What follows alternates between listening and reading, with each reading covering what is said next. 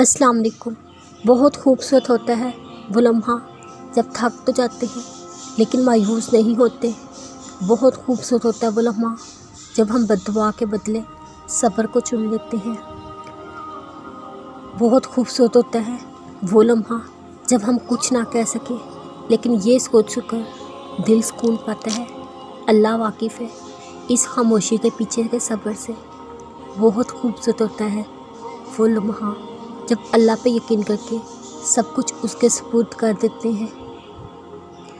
بہت سی آزمائشوں سے گزرنا پڑتا ہے، بہت سی ٹھوکریں ضروری ہوتی ہیں، تبھی تو وہ لمحات اور زیادہ خوبصورت لگتے ہیں جب اجر مل جاتا ہے، صبر کا پھل مل جاتا ہے، یقین کا صلہ مل جاتا ہے، سکون مل جاتا ہے، اللہ کی محبت اس کی تڑپ مل جاتی ہے۔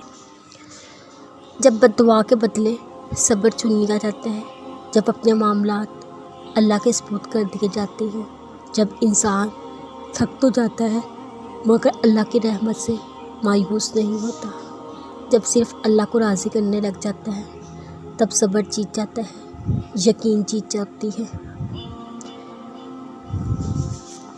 ضروری نہیں ہر وہ چیز جو من چاہے ملنے کی خواہش تم رکھو اس میں تمہیں سکون مل جائے۔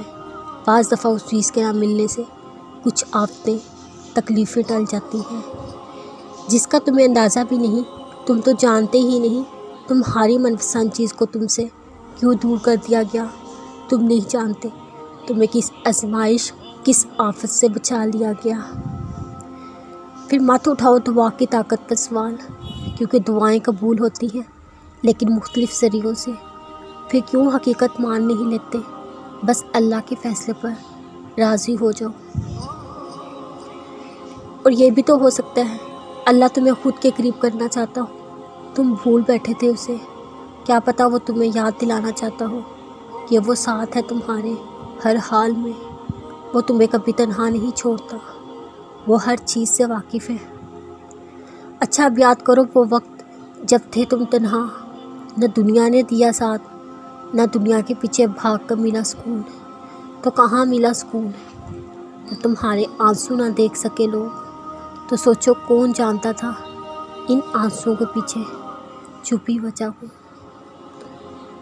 کون ہے وہ جو تمہاری زندگی کے ایک ایک لمحے سے ہے واقف؟